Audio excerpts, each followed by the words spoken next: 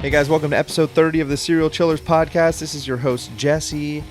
This is the season finale. I had never really set out to do seasons when this started, but the holidays are approaching and it's going to be nice to take a little break, not to stop producing the show at all, but just to catch up a little bit and get through the holidays without going absolutely fucking insane. So thank you everybody for their support this season. This episode is on Kendall Francois, and I am joined by NG Chris, Channing, and of course, as always, producer Greg. So if you will, sit back, relax, and enjoy episode 30 of the Serial Chillers podcast.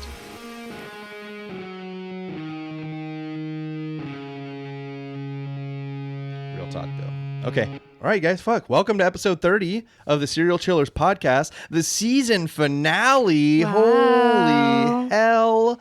Yes. Today on the Serial Chillers podcast, I have two newcomers in studio. Unlike season finale, do I bring in seasoned vets or do I bring in newcomers and just really break them in? And clearly, I chose to break some foos in. So, sitting to my left, good friend, best handshaker in the world, nice guy Chris, naughty guy Chris, nasty guy Chris, NG Chris to you. Yes. Hi. Hello. Hi. Howdy. Chris is a man of few words. Tell him to stop yelling. And sitting across from me, new friend, Channing. Hello, Channing. Hi. How are you this evening? I'm super good. I'm super excited. Super excited to be here. She Yes. is. We're excited to have you. Chris, Thank the you. most excited of all. I can see it in his eyes. Yes.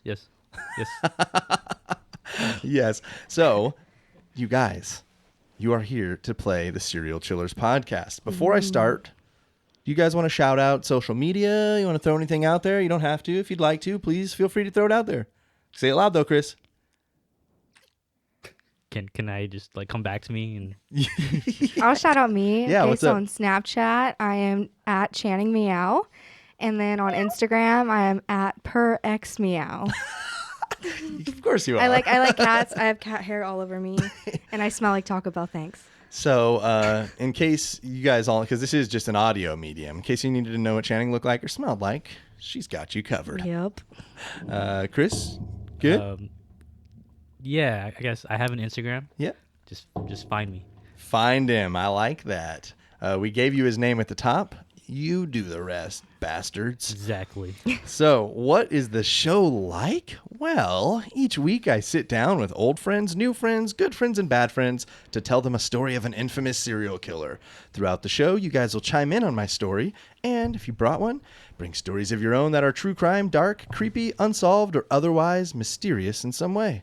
Lastly, if you have questions about questions, be sure to ask questions, because I cannot answer questions about questions if you never ask questions. No question is a dumb question. No question is a dumb question. And I The was only going to dumb ask. question is the one you don't ask. Yeah. There we go. Greg's on my level. Any other questions? No? Then welcome to and let's play the Serial Chillers podcast. I forgot to introduce producer Greg really quickly before we get into this. Hey Greg, how are you, dude? It's fine. I've been over here. I've been just producing. Yeah, so Greg's producing. It's only episode 30. I'm still figuring things out over here, bro. So hey, Greg, thanks for being with us once more. You're sure. a valuable part of the team, and for the season finale, I've got you a gift. You did. Yep. What is it? It's a second playing of your theme song. Wow. That's hella So- special. That means a lot. Thanks for your service, Greg. You know, before I got on, instead of reading the show notes you sent me a few hours ago, I was actually watching conspiracy documentaries. So And that's why Greg gets a third playing of his theme song. Oh my God. The only producer in the world that I would ever have produced this show. Thank you, Greg. when we do play games later, though, I want to talk to you about some shit. Oh, God damn it. I'm got- down. I've got I a love new running conspiracy theory. theories. more sushi or what? Yeah, It's comped. it's comped, though. So, question number 1. Ooh. You guys, today's serial killer is Kendall Francois. Have you guys heard of him? No, but No. he sounds fancy. I know he sounds like a Frenchman, but he's not. He is not. So, question number 1. In what year is Kendall Francois born? closest to the answer is going to get 250 points. In what year is Kendall Francois born? All right, let's see what we got here. Give me an exact year. Chris has got his answer. All right, Channing says 1928. Chris says 69 for 250 points. Kendall Francois was born July 26th. 250 points to Chris, 1971. Nice. Good job, Chris. Chris strikes for number one question by only 2 years off. You cheating? Do I need to turn the screen on you, bro? Wow. All right, man. All right, dude. I'm fucking watching you, bro. I put my mom For what it's birth worth, year. that same day, Apollo 15 launched. Well, there we go. So thank you, producer Greg. He's doing some work over there. Told you I was feeling productive. So on July 26th, 1971, Kendall Francois was born in Poughkeepsie, New York to Paulette and McKinley Francois. On January 20th, 1975, at 4 years old, his parents bought the house on Fulton Avenue in Poughkeepsie, New York, in which most of the crimes are going to take place, and later they will claim to have no knowledge of. Oh my God. Yes, it's going to fucking We have a happen, Fulton you Street. guys. We do. It's probably just as scary. In Poughkeepsie, I've actually heard Poughkeepsie is kind of a... There are very sketch parts of it. From what I was reading through this and like how a lot of people talk about it and his situation, a lot of them are almost like they're not surprised that it happened in Poughkeepsie. So Oh, really? kind of one of those weird... I don't know. I don't know anything about the East Coast. So it was funny. I actually had somebody comment... they sent nothing but compliments today. It was very cool. But they were like, dude, you straight slaughtered every upstate New York City name on that whole episode. But great episode. And I was like, damn. They were like, oh, man, too bad you didn't get Schenectady. And I was like, I would have known how to say that one. I got all the ones I didn't know how to say, damn it. So my apologies to everybody in upstate New York. This takes place around there and through there. So hang with me. Poughkeepsie. Here we go. We're doing this again. Yeah. So between 1976 and 1983, or the ages of 5 and 12, is a very tough childhood. He's a heavier set kid. He is overweight. He is very tall. He doesn't talk much, mostly keeps him to himself. He's given the unfortunate nickname of Stinky as a kid. So Aw, stinky poo poo. yeah, he did himself like zero favors though, because his family was very, I don't know if you guys grew up. There was always one kid whose family was like the messy house. You kind of went there and you were like, Yeah. wait, I want to live like this. Every other person who isn't me. Right. So like, they had the messy house. It was, maybe slightly hoarderish. It had things stacking up. There's animal excrement. There was food that never got cleaned up. It was, for all intents and purposes, a very unclean, unsafe place to be for a kid. And that's where he grew up with a sister. And his parents rarely made him bathe. It's said that his parents may have had some mental illnesses as well. So there's definitely some things that are intertwined into this. But there's not a whole lot of information about him. And I found out too late that there's a really good book about him. So I was only able to really get through excerpts of it. But This guy is I'm not sure. Like, I'm not sure if he's just crazed, insane serial killer, or if he's a little more on the side of there's some type of mental illness going through his family and it acted out in some way. So moving on. In 1982, at the age of 11, he passed the 8th grade at Arlington Middle School and begins to play sports and feels like he's part of a team once he gets to high school. So he finally gets to high school. He's on the football team. For the first time in his life, he feels like he's part of something and people care for him and he cares for them back. So kind of gives you an idea of how he's feeling is at 13 years old, for the first time in his life, he's ever feeling a moment of acceptance and feeling like a reciprocated feeling of accepting someone back into their life. He's got a home.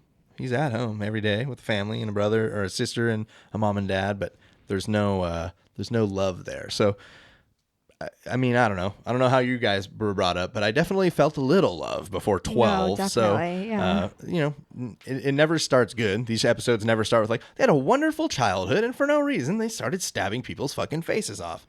There's Sometimes it'd be like that though. It is true. I usually choose not those ones because I am interested in the story. I want to know how they got there. I am a much more of a nurture versus nature. I guess I've never stated my opinion on it, but I think that most killers or people who've gotten to this point, they've probably been raised to be that. I don't think that people cannot be born evil, but I don't think that that is the majority of the cases. I think that you get brought up the way you get brought up, and you either learn from it and grow from it and become something great, or you become Kendall Francois and Yeah, I would agree with that too. do the damn thing. I concur. So in 1985, he's playing football. It's huge for him. He's actually like a really respected athlete, and he's doing okay in school.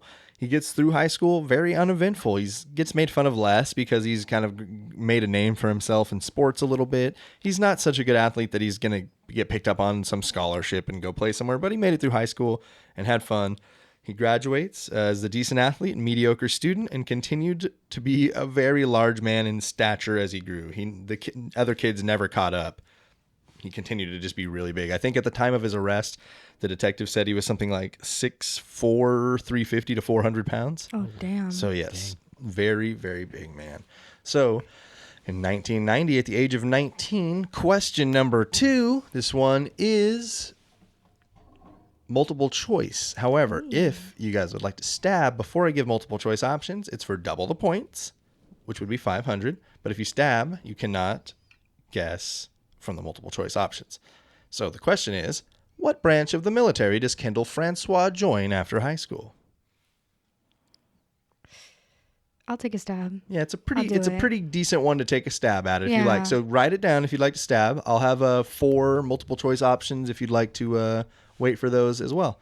I too was stabbed. All right, Chris and Channing both taking stabs at it. Can you repeat the question one more time? In 1990, at the age of 19, what branch of military does Kendall Francois join?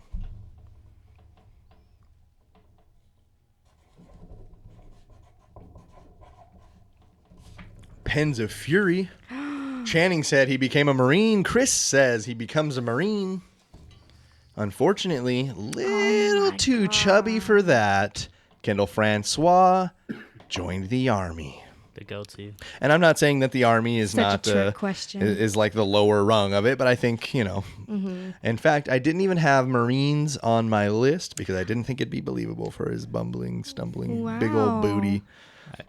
So sorry, guys. No one's getting points on that one. And Chris, no one gets to answer the multiple choice either? nope. You guys Damn. stabbed at it. Yeah, it's over, man. No points. We get stabbed multiple times, right? Yeah, I mean, if there are more questions with it, you mean? Yeah. Yeah, yes, exactly. If there are more questions, you absolutely may. I'm not even sure that there are, though. I think a lot of them are just ones you're going to have to guess at with no multiple choice options. Alrighty. You blew your one chance at it. Oh, thank you, Greg. I just see your note here. That's never happened to me. So in 1990, he joins the Army. He serves his basic training at Fort Sill in Oklahoma and afterwards is sent to Honolulu, Hawaii. And in 1994, at the age of 23, so he served 4 years, he's discharged from the Army for being obese. Damn. He returns Rough life. home after that to live with his family. I think probably they gave him a chance. That's why he spent 4 years and said, Right. like, hey, serve your term. We get in shape. This is the Army. You for sure can get in shape here. Mm-hmm. And he's like, hey, listen, I trade my milk for your pudding. And he's just getting it. He's getting it handled in the mess hall. That's how you picture it? Yep. How else would you stay obese? That's what I like wonder. to think it's He's sneaking in quote contraband unquote got an candy. injury in basic, and that put him Yeah. on desk duty Milked him all just through milked everything it. else. Yeah. And That's what he I was just, thinking. would Yeah, kick it. I guess I didn't think of that. So That's how I would do it if I was gonna go into the Army, dude. I'm You can do that? not trying to run. Fuck that noise. So that is a very good point. So he's Do you know if it's a dishonorable or honorable it discharge? was an honorable discharge Okay. from It what seems I like it was more of a medical discharge. Yes, which clears him to buy a weapon at some point in his life if he needs. So he's wondering. discharged from the Army for being obese. Foreshadowing. Probably. What's funny is no. He returns home in Poughkeepsie to live with his family and begins attending God, Dutchess why? County Community College. He wanted to live in the filth home. Leave him alone. He felt comfortable there.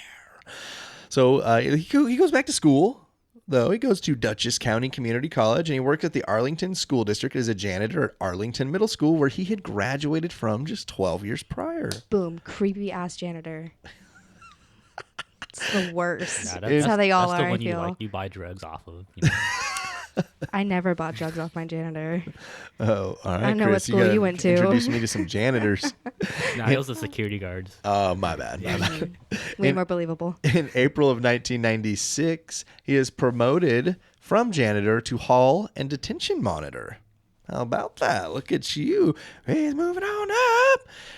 In October of 96, October 24th, in fact, Kendall Francois is now 25 years old, and he picks up 30-year-old sex worker Wendy Myers.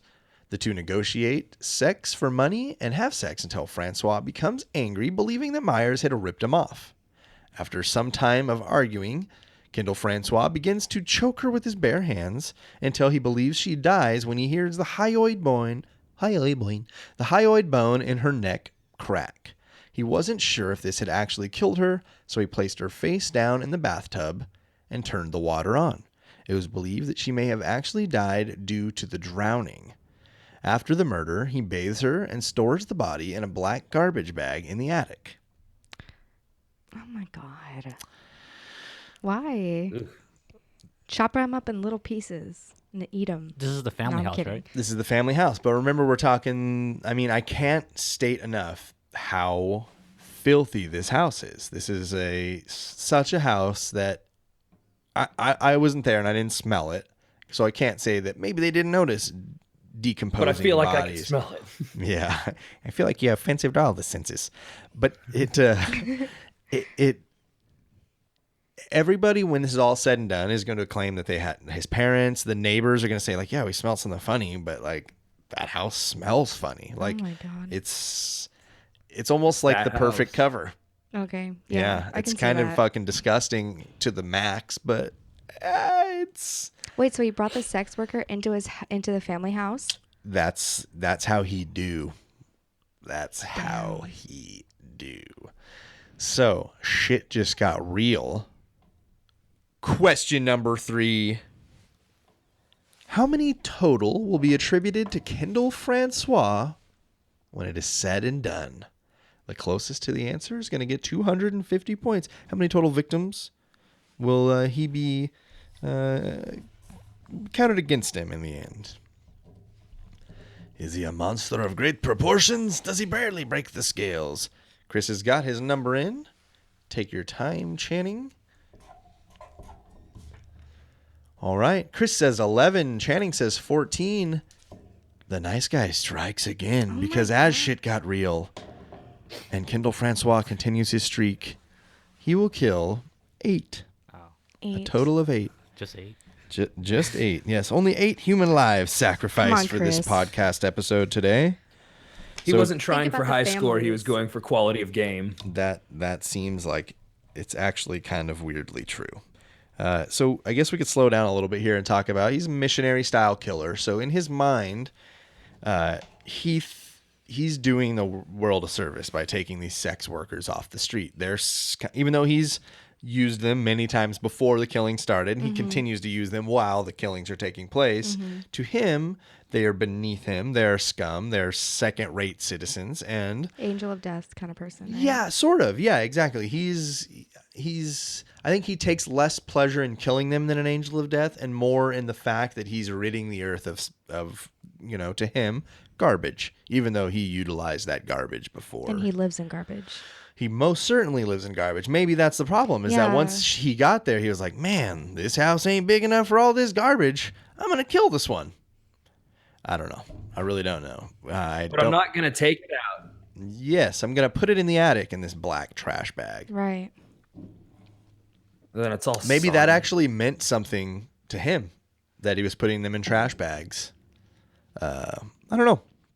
Interesting. I just thought of that. to Trash be bags honest. is in like he literally saw them as trash, so he put them in trash bags when he was done with them. Yeah, but you said like his house isn't full of trash bags, it's full of like legit trash. That's true. So maybe it's kind of like a ritual kind of. Maybe that, or it's such trash to him that He it's has to even cover lower than the trash that's sitting around his house, and that's the stuff he's going to clean up. I don't know. We could both of speculate, us are yeah. probably right. Exactly. Who knows?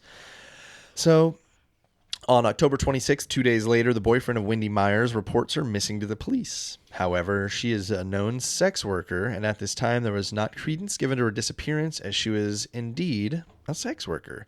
Even in the documentary that I watched, the detective, like, you could tell he had so much remorse about even saying it, but he was like, there was a lot of pressure on us to not spend time or resources on this case because you don't go look for missing sex workers. Like, the thought at the time, even in 1996 we're talking, is that they're out doing a dangerous job. Well, what do they expect? And that's not probably the right route to take, but that's kind of the situation we're in. So Wendy Myers has been killed. She was killed on October 24th. On the 26th, she is reported missing by the boyfriend. Now, the boyfriend was not a savory character himself. So I think that sort of derailed things for a little while too, because he reports her missing to the police and her mother. And when the first thing they think is obviously the spouse or the significant other. That's what they do when any person goes missing or any person gets hurt. So they spend a lot of time, I think, like maybe a few days, really digging into him until they cleared him of making her go missing. I don't know how that was either. That was sort of confusing to me in the documentary, but they essentially say like, hey, we don't think he has anything to do with it. And then it really goes nowhere. They don't pick up the case. They don't really roll with it. She can't get the media to pick it up because her daughter was a sex worker, a drug addicted sex worker. And, unfortunately, I guess nobody wanted to use their resources to help someone like that. Not the proper way, bros. Get it together, Poughkeepsie. So, about a month later, November 29th, 1996, Francois picks up 28-year-old sex worker Gina Barone and once more negotiates sex for money. The two have sex in the garage of the Francois residence until Kendall becomes angry, feeling that Barone had ripped him off. Eerily similar to the situation in the first. Ripped him off how? That's what I'm saying, because it seems like he's very clear in the terms that they're going to come to. Yeah, they agree on Yes, it I would and like to stuff. exchange intercourse for $50. Yes, we have a deal. And This gets me half an hour, right? yeah. So, like, if it only lasts 5 minutes, I got 25 minutes left on the clock, right? Like, can I just cash that for later? What do you mean no? What do you mean no? There you go. Greg makes a good point. Who knows? But yeah, that's essentially what he's going to say each time, is that they're trying to rip me off. Yeah. And maybe that's part of his missionary killer status, is that he's like, yeah, not only are they sex workers, but they also are fucking crooks, and they rip you off too. Like, these are the worst of the worst. I'm taking them off the planet. Who knows? we can only speculate. So, he feels like she does him dirty, and he chokes her with his bare hands until she is dead. He then moves the body to the attic of the house alongside his first victim, Wendy Myers. On November 31st, 1996, just 2 days later, after dropping his mother off at work at the Hudson River Psychiatric Hospital, he picks up sex worker Kathy Marsh. He takes Marsh back to his house after arranging sex for money once more. After the sex, with no argument, he chokes and kills Marsh before taking her body into his filthy bathroom and washing her clean. He then takes her body to the attic and places it alongside the other bodies. So we're talking... There is like no time between those last two. No, 2 days. Yeah. 2 days between Yeah. the last Say. two. Insane. And the first one is... No, I'm sorry. So we're talking a total of like 1 month, 1 week, and he's at 3. Damn. And But wait, the last second... two were in a couple of days. 2 days, right. Right. So They the were first 2 one days was on... apart. First one is October 24th. Mm-hmm. And then we have a second one on November 29th. And then we have a third one on November 31st. Dang. So yeah. So it sounds like he's kind of hitting his berserker phase Right. a little early. Well, which also, in a way, sort of... There are certain qualifications, and there are different qualifications. I actually got asked this today. What qualifies somebody as a serial killer? And the most acceptable answer is someone who kills 3 or more people, and they take a cooling off period at some point. Like, they kill someone and take sometimes decades of a break, and then they kill again. Kendall Francois sort of gets gets it all done in just a couple years. Wow. Yeah. So, I mean, like Greg said, berserker mode, I'm not sure if you guys have heard the term. We listened to a lot of the last podcast, but there's a time where they turn it on and they, serial killers start, realize maybe the police are closing in or whatever it is, and they need to just get as much as they can out of the way. And Fuck it mode. Ted Bundy had the sorority. Dahmer took how many men to his house over just a single summer and dismembered them and dissolved them in acid, and Yeah. plenty of examples. David Berkowitz was another one that had a crazy berserker mode. So, right. Good point, everybody. Very short time period. A lot of people dead. So, on December 9th, Gina Barone is reported missing. That's the second woman, by her mother, Patricia Barone. And at first it was believed that Gina was either killed or abducted by her boyfriend. And you know what? It's totally wrong. This is the one. So I'll edit that out. But this is the one where they clear the boyfriend up. And they thought that the boyfriend was... No, that was... I was just giving my example from earlier. Stupid. So this is Gina Barone again. Sorry. Wait, what?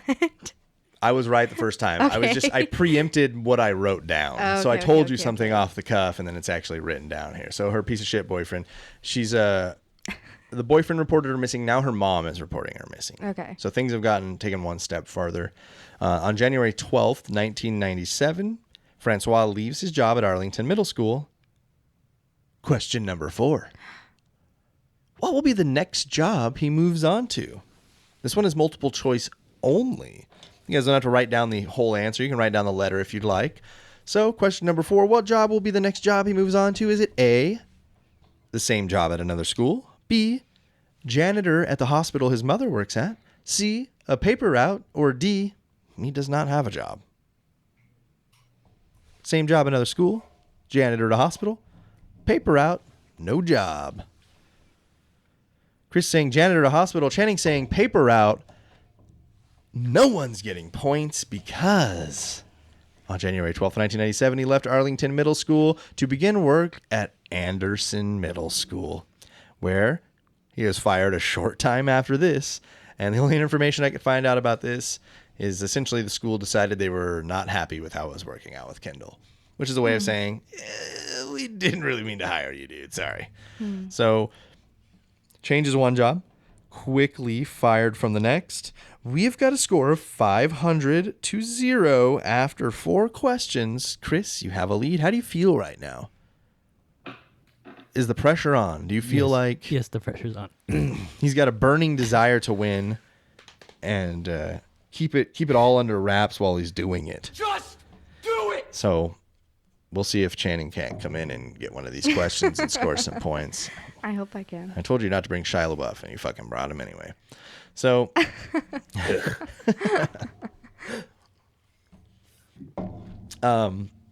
they weren't happy with him. They fire him. On January 15th, 1997, this is only going to be 3 days after he gets shit canned. Kathleen Hurley is reported missing. She has been in Francois' house since earlier in the month. So around New Year's, only about a month after the 3rd murder, he does the 4th murder.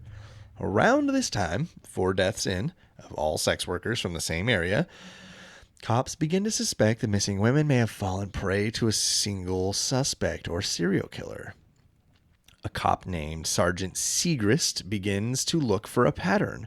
Francois is a known user of the sex workers around town, and police bring him in because they know of a situation from a few weeks before where a sex worker claimed that he threatened her life with a knife. Francois was asked to come and speak with the police, and they asked about the alleged attack with the knife. He claims that it was not a knife but a nail file, and he did not hold anybody against his will. He was using it to defend himself. A nail file. Right. Cops say... As a 6'4", 400-pound man with a nail file, yes. Why does he have a nail file, though? Because sex workers be scary. Sex workers be scary is probably the reason. No shit, though, for real. When you get your nails done and they, like, are going on your cuticle and that shit, like, cuts you, ooh. Yes, I have lots of experience with that, so I agree with you. I just got my nails done today. That's okay. And that shit happened. I was, like, gonna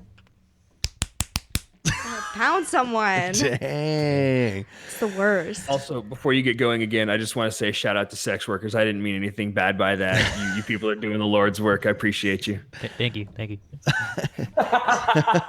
So you get thank yous all the way around. I guess that's good for us here. No comment. Yeah, no comment. So Francois is asked to come speak with the police. They ask about the knife attack. He says it's a nail file. They say, that's cool. Why don't you show us the nail file? So he agrees to let one detective come home with him, and he can come inside.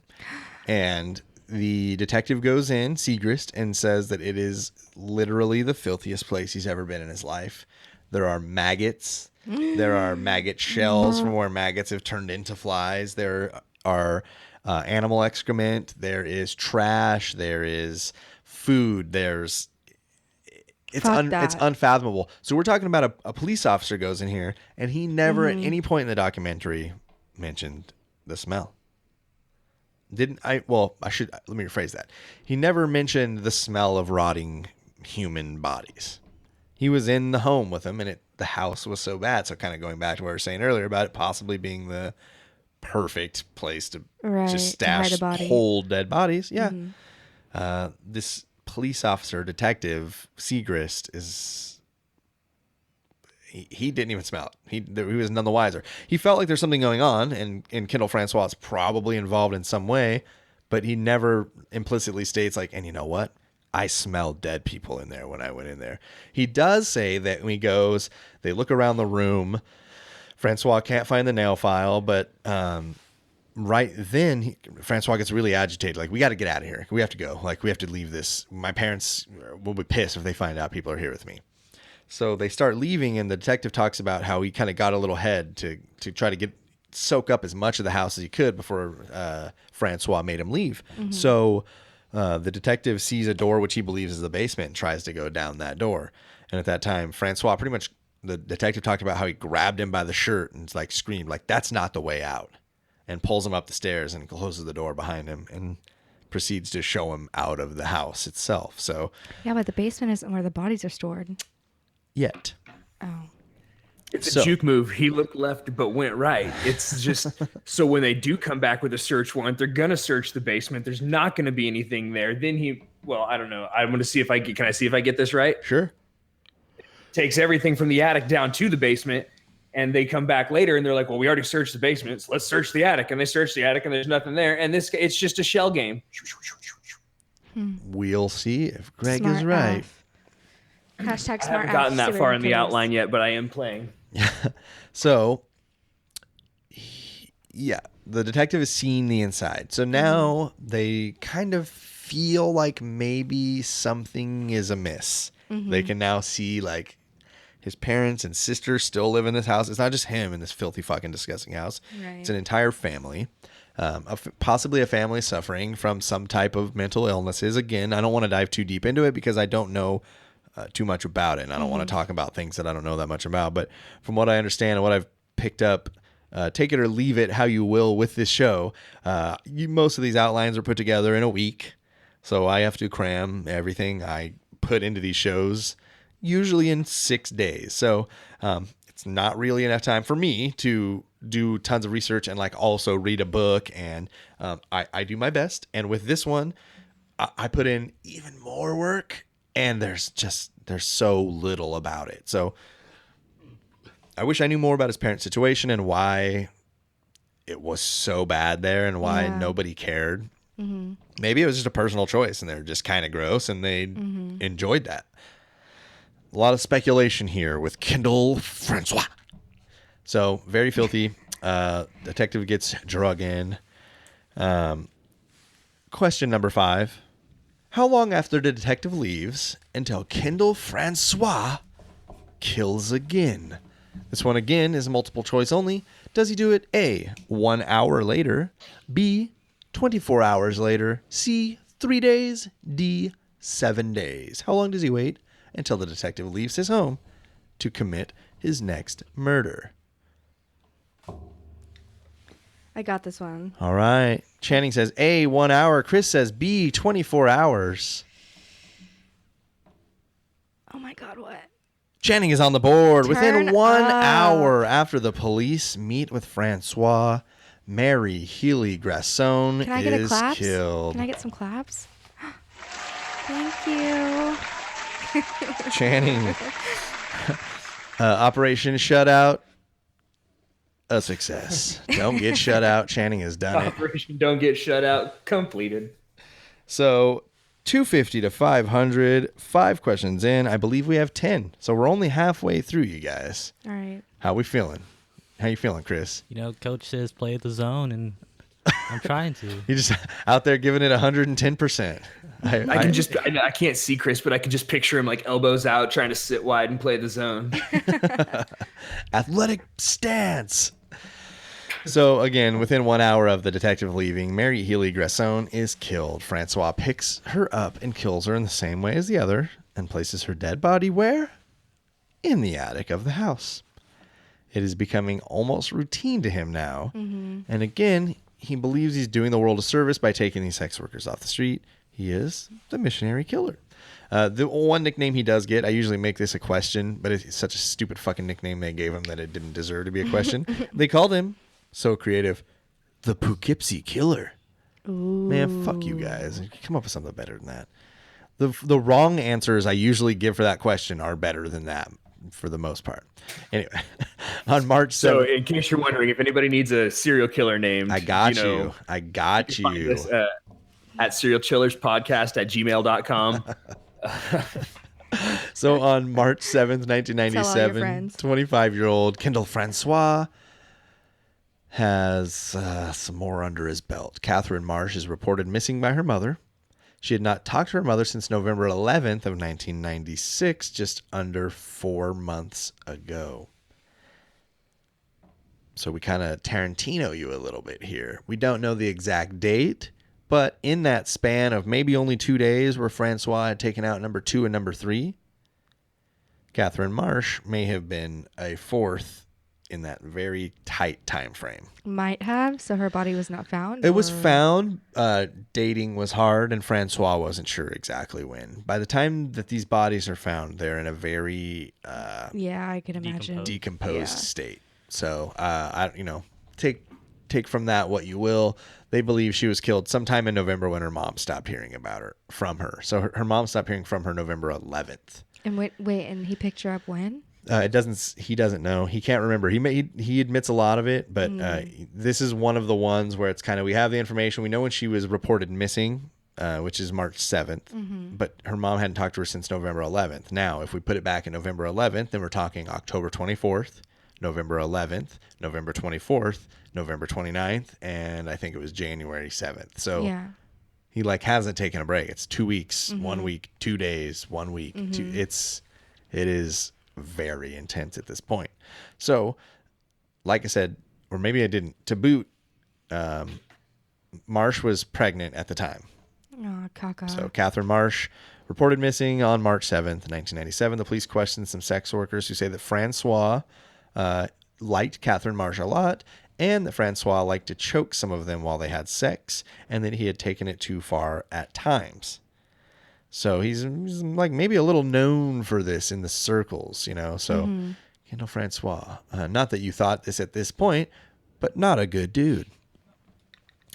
In September of 1997, at 26, Michelle Eason becomes the first African-American sex worker on the list.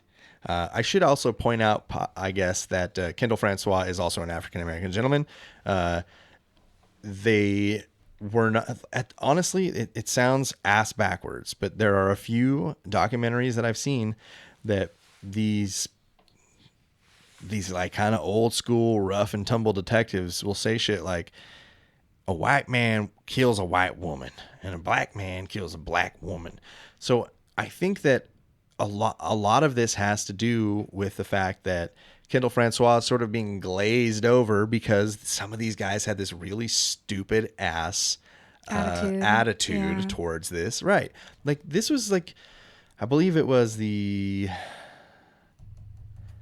I'll put the episode up on the Instagram, but there was a documentary where there's like a a profiler at the beginning, literally saying that, like, a gay man kills another gay man. A gay woman would kill another gay. You kill within your sexual tract and your racial tract. So just to give you an idea of, how ass backwards it may have been. And this is around this time, too. We're talking like late 90s. Stupid. So I just felt like I needed to point that out for that reason. On October 9th, 1997, Michelle Eason is finally reported missing. The police also receive a complaint of Francois' illegally parked vehicle. No details about this because he doesn't give any, but she is dead. Michelle Eason has been taken by him sometime in middle of September, and she is missing and gone. On October 28th through the 30th, Francois' vehicle is repeatedly ticketed out on his street for being parked illegally. I'm not sure exactly what the deal is with this, but Francois' vehicle is impounded. On Halloween of 1997, he finally picks up the car and then abandons it and the license plates and purchases a late model Toyota Camry. Mary Giacone has been reported missing, and a lot of people believe that she was killed inside the car that he eventually abandoned, and that she might have been in it while it was illegally parked and being ticketed. Ooh.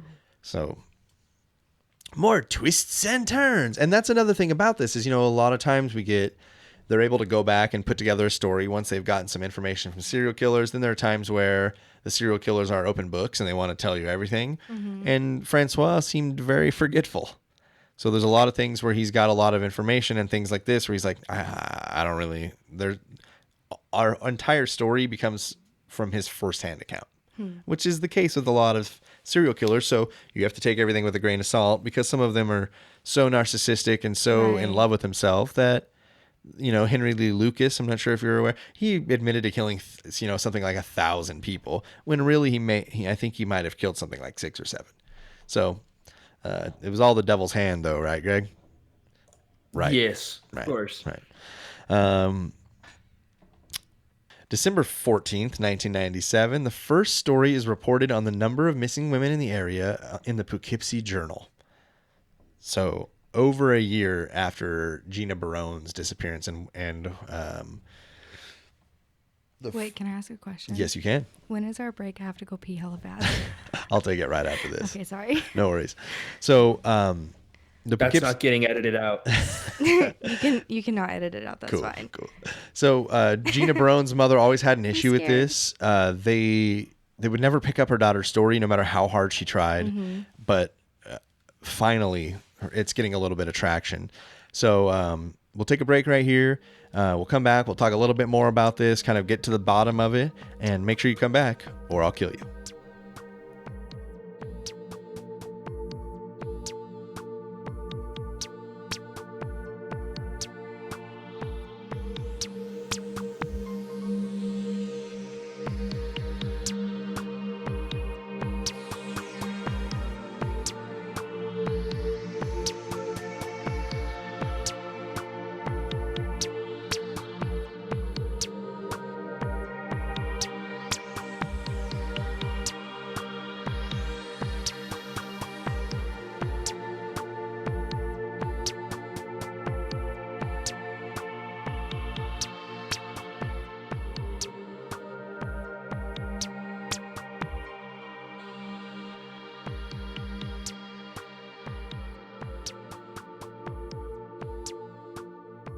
All right, welcome back to episode 30 of the Serial Chillers podcast. If you're here, you're not dead because I didn't kill you. That means you came back. Everybody wins here, I think, you guys. So that's really nice.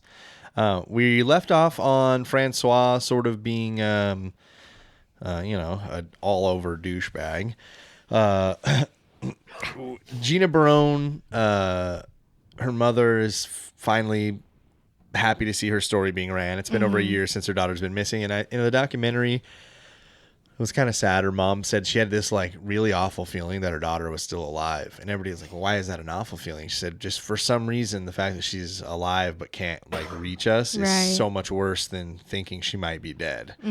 Unfortunately, she was dead. Well, I guess maybe in her mom's eyes at that time, fortunately. But I would think that would be the awful part, like thinking that they're alive and then find out that they're dead. Right. They've been dead this whole time. I don't think there's really a good part to it, right? I don't know if that's possible. But about a month later, on January 18th, 1998, police officer Segrist follows Francois as he drives his mother to work once more and drops her off. The officer stops Francois and asks him to come to the station for questioning once more. So he's being brought in again. Francois is questioned, but admits to nothing. He also takes and passes a lie detector test. Oh my God. So we're talking, Creepy. I think, 5 women are through here. But I mean, if you're a sociopath, you're going to pass a lie detector test. It's not going to matter. Because you believe what you... Right. And I mean, there is no empathy. You truly don't feel emotion for what you've done or, how you've done it. 5 days later, on January 23rd, he picks up and tries to kill sex worker Laura Gallagher, but she is able to free herself, or he lets go of his choking. It's kind of also unclear. After that, she convinces him to drive her back out to Main Street, and she doesn't report the incident at first. Mm-hmm. So it's January 23rd. How long does Gallagher take to file the charges?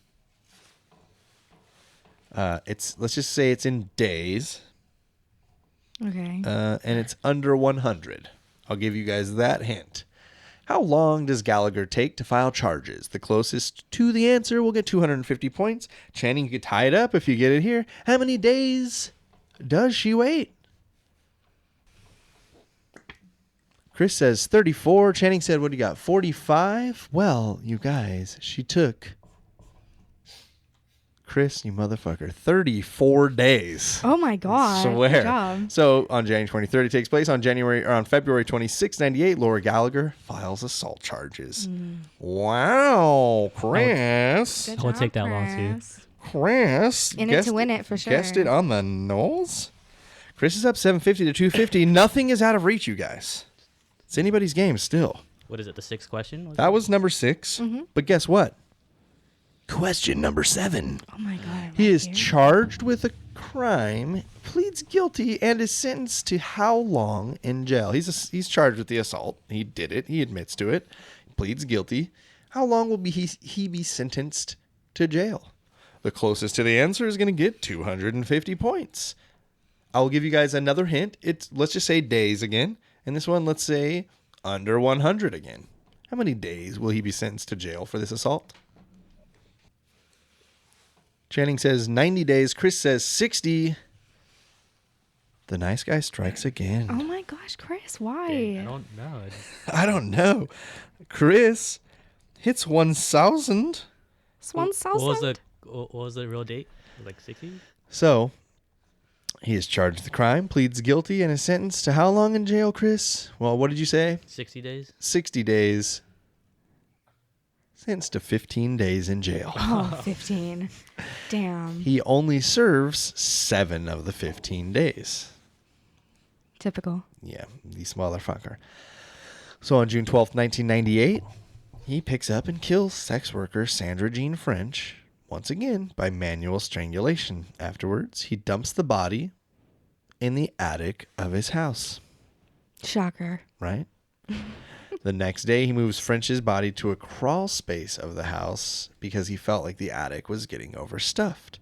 So the crawl space is actually a spot below the basement. There's one more little extra step down when you're down in the basement. I gotta organize my fucking bodies now. Well, you do. You can't just be throwing them around willy-nilly. So 2 days later, the police find French's abandoned vehicle in Arlington, and at the same time, her mother reports her missing. 2 months later, August 12th, 98, Francois picks up and kills sex worker Audrey Poughkeepsie and dumps her body in the crawl space alongside French. 2 weeks later, August 25th, 98, he picks up and kills sex worker Katina Newmaster in the car, leaves the body in the garage in the car in his home for some time. And this is going to be the last murder he commits. I don't know if you've been counting. That's number 8. Mm-hmm. This one is going to draw a lot of attention to him. He's already been questioned a few times. So the police know that there's a serial killer. They've called the FBI. They have special investigators that have come and helped. And, the FBI doesn't step in on every crime. Right. They'll offer help and tips and advice and some resources if they can.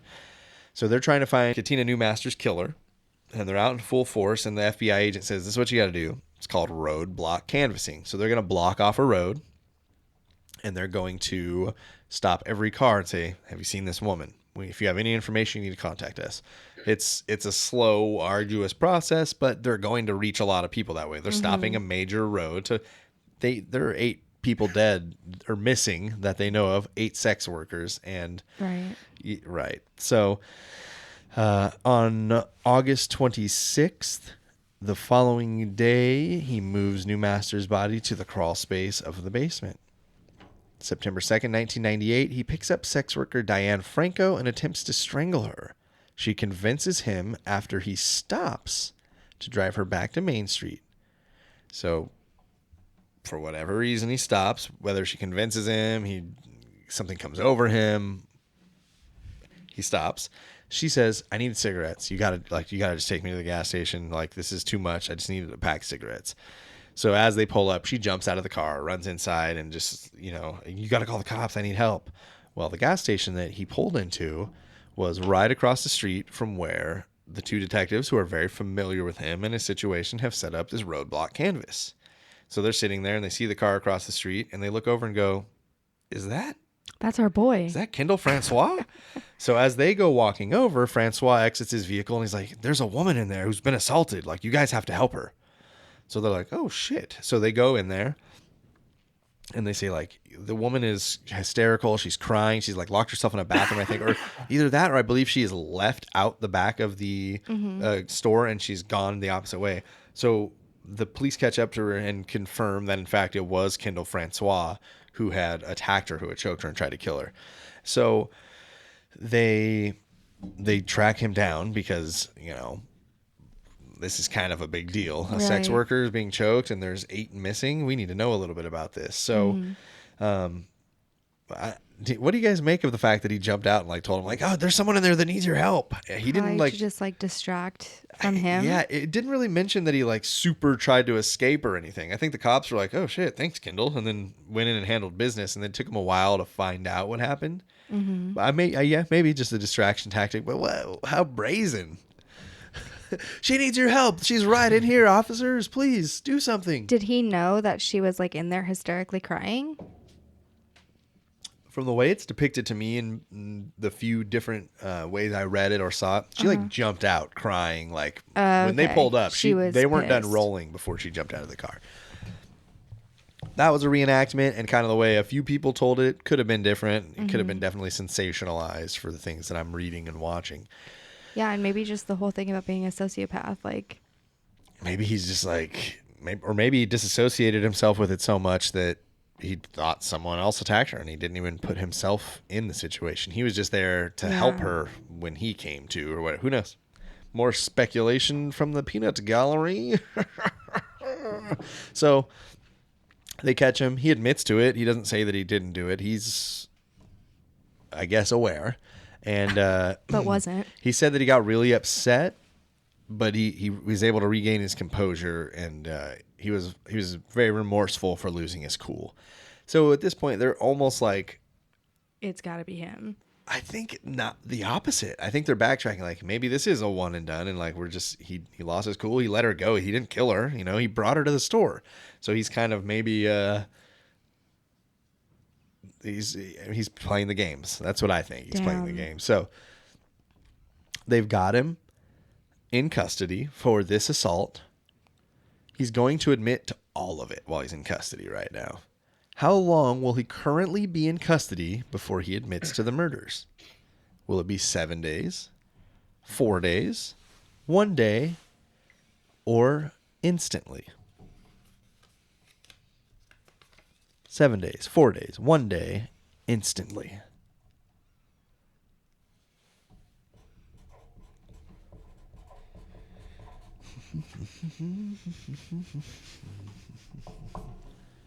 Chris says 1 day. Channing says instantly, giving him no credit. You think he's just going to go in there and just spill the beans like that? Yeah, because he, he admitted to doing the assaults. You're absolutely correct. He admitted almost In your face, instantly. nice guy. So nice guy winning 1,000 to 500. 250 points on the board for Channing. It's still a game. We have, what was that? Question number 8. So there's 2 more left. It's 500 to 1,000. You can still at least tie it. Yeah. Yes. Ties are, like kissing your sister. Okay, Joe Dirt. Is that Joe Dirt? Yeah, right? Yeah, I think that's Right. like an old saying. It maybe sound a little Joe Dirty. That's just my natural accent coming out. So the reason he begins to... Natural The accent. The thing I gotta reason- watch now. There was nothing natural about that accent. That thing a Hemi? You're my So- sister. You're The reason that he instantly confesses is because he committed this assault in his home. They're going to get a search warrant for his house, and they're going to go in there. Now, they already maybe think that there's some fucky shit going on. So they mentioned to him, hey, we're going to get a search warrant. What are we going to find in that house? And he says, get me a picture of all the missing women. I'll show you which one I did. So he gets a picture of all the missing women, and one by one, he Cocky goes fuck. through and points out all 8 of the missing women. So from September 2nd to September 5th, 1998, the bodies are removed from the Francois residence. They find the attic ones first and the crawl space bodies next. One of the crawl space bodies had been kept in the bottom of a square trash can and had decomposed and formed to the shape of the bottom of the trash can. Another body was found decomposing in this crawl space in a children's wading pool. So think like a blue plastic, 8 inches deep pool, a little bit of water, and a dead body. And again, we're talking about there's a sister and 2 parents that live here. Right. Nothing. Complicit. I don't know. Neighbors later will admit to smelling, yeah, for sure. Probably now that we think of it, was dead bodies, but it wasn't uncommon to Right. smell really bad things emanating from this house. I don't know. I don't know if you guys have ever smelled a dead animal before, whether it, a dead cat, a dead whatever. A decomposing just small animal is really, really bad. I've never smelled a decomposing human body. I can't imagine what it's like. It's probably awful Yeah. because the small animals that I have unfortunately stumbled upon that have been dead and decomposing were just disgusting. So I don't know. For me, it's hard to believe that without mental illness or without some type of I don't know. Is unconditional love for your son enough to not notice the smell Yeah, but of he rotting human flesh? Yeah. I wouldn't know. awful. Chris wouldn't know. And who here would? I'm glad that you don't know. I'm glad that I don't know. Greg probably knows, but we won't get completely into it. Greg probably does. Yes, stay quiet over there. So,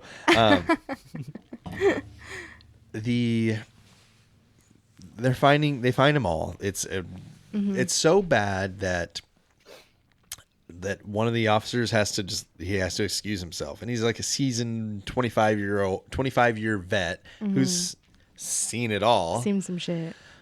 He could not do. I mean, who could?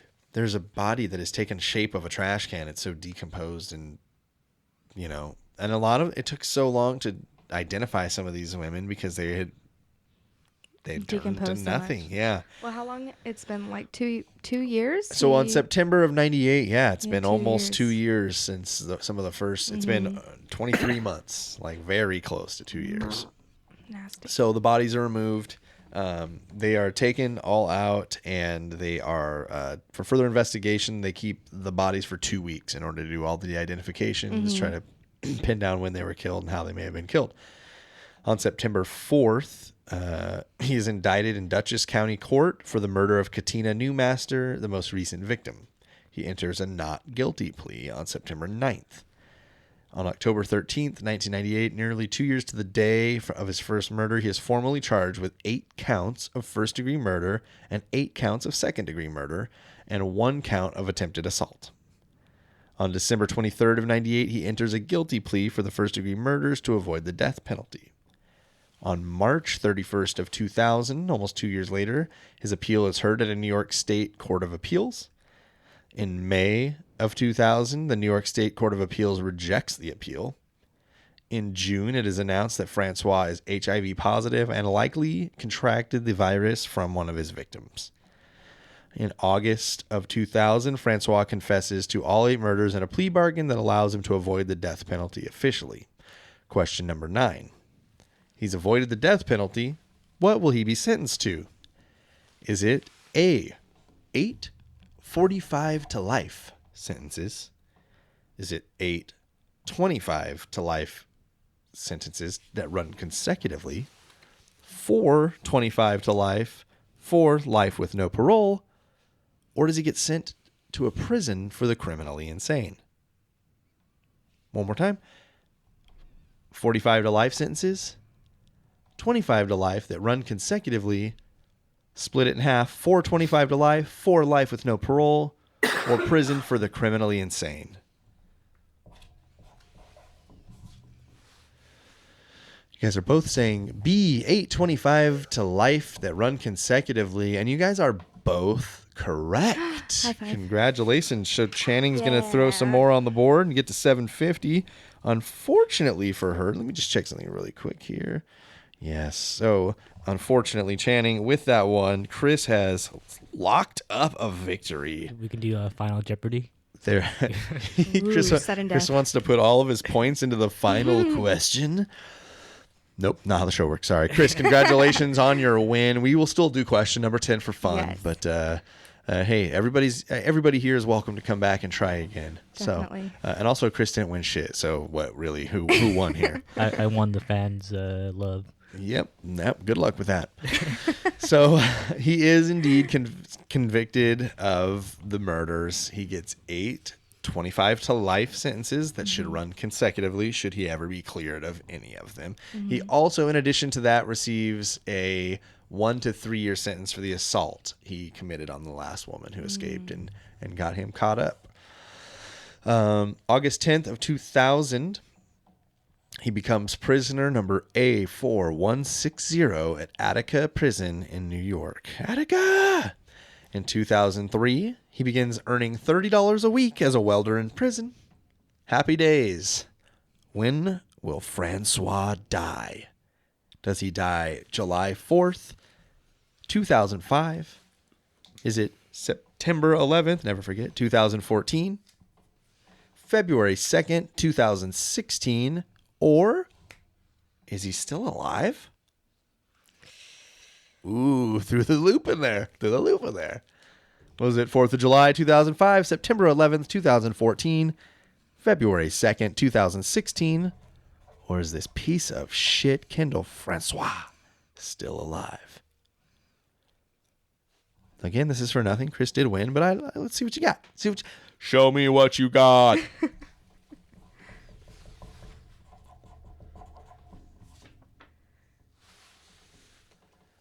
Channing's going to say he's still alive. Chris says February 2nd, 2016.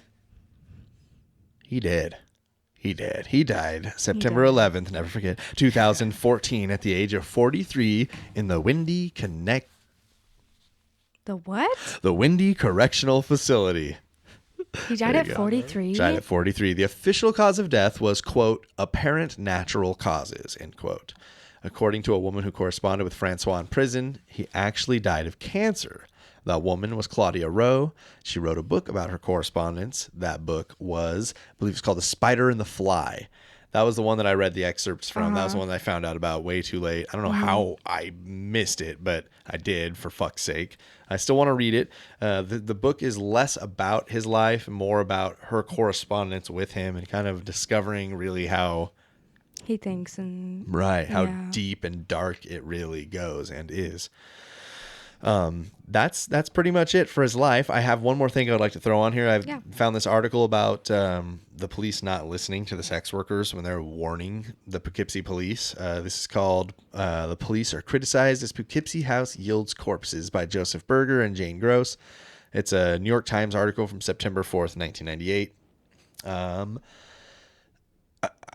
not going to read the whole article. It's a long form article. It's very long, but it provides 6 or 7 cases of sex workers approaching police officers, not being brought in and asked questions, saying, this guy is dangerous. He's choking women. We think that he might be good for this. And the police officers being like, yeah, whatever. You got him. What does your word mean to me? Oh my God, that is awful. So this, and I'll post a link to this article when the episode goes up, but I mean, it's unbelievable. They just ignored, great advice. Yes, they're in an illegal occupation. I'm not even going to go there. Okay. They're not killing people. These are not violent people. When they're going up to a police officer, they're not a sex worker at that moment. They're a person who's concerned about other people, and they were totally overlooked and just pushed aside. Some of the reports weren't even taken. They let them come in and complain and pretend they're filing reports, and make nothing of it. So, fuck's sake, man. Right. It is a very in bird culture, it's considered a dick move. Yeah. In bird culture, it is considered a dick move. Try to do like a straight face, couldn't work out. couldn't work out. Hey, that's pretty much it, you guys. Got anything you want to add? Got anything you want to say about the case? Any questions? Any final words? I can't believe that he died at 43. Yeah. Maybe because living in the house with there had to be mold and shit. Who knows? Apparent natural causes. He also had HIV too. Had HIV. That's true. Forgot about that. And he was saying that it was cancer. He was also obesely discharged from the military. Oh, damn.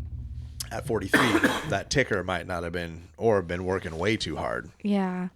So they say it sounds like he just had, a whole bunch of stuff going for him. Mm-hmm. Yeah. So I guess with that, any final thoughts, Producer Greg? Yes. Keep thinking for yourself. Keep thinking for yourself. I watched a thing on mind control earlier, and here we go. I have 6 windows open, and 1 or 2 of them are serial killer related, and the other ones are mind control related. Oh no, you're controlling my mind to press stop on you. That's some Jedi mind tricks. All right. Well, thank you, Greg, of course, for being here as always. Thank you, Channing and Chris, for coming out for your first time. Thank you for inviting I us. do have one question. Yes, please. So since he was getting rid of trash, but since he got sent to prison filled with killers and murder and stuff, why didn't he kill an inmate? I think he's a pussy. That's a good one. Pussy at 6'4", 350 pounds. Doesn't matter how big you are. If you're a bitch, you're a bitch. It's true. And he sounds like a coward of a man who preyed on people that were clearly weaker than him, and I wish that he had died sooner. Wow. That's my long and short for it. Thanks for letting me get a little mad at you in there, Chris. I appreciate that. We like that teamwork. So thanks again, Greg. Thank you again, Channing. Thank you, Chris. Thank you guys for hanging out late night. And season finale, really quickly, guys. You're on the season finale. Yay. What about that? So Yay. I always put this at the end. I don't know if people listen. So you guys, this is the last episode for a while. We're going to come back in the middle of January. I believe the 12th is the date. I'll put the official one up. That's the day before my birthday. Boom. So the day before Channing's birthday, we will return with episode 31, season premiere of the Serial Chillers podcast. Thank you guys so much for listening. Thank you for all your support. Enjoy your holidays. Thank you. Happy Krampus, everyone. Merry Christmas. Yes. I have nothing crazy in closing tonight. It's not going to be our normal closing. I'll put up all the credits and all the research and everything on the website, which I will catch up on over this lovely holiday break. But I just wanted to thank everybody so much for all the support. I know I've said it a million times, and I hope I come off as sincere when I say it. But, the show has had some ups and downs. For the first time, we started receiving a little bit of feedback, both positive and negative. And it's been really good to kind of hear what's out there and what people are thinking about the show and the ways that we can improve and the things that we can cut back on and change and the things that we don't have to work so hard on. So I just want to thank everybody for doing that. The support has been overwhelming.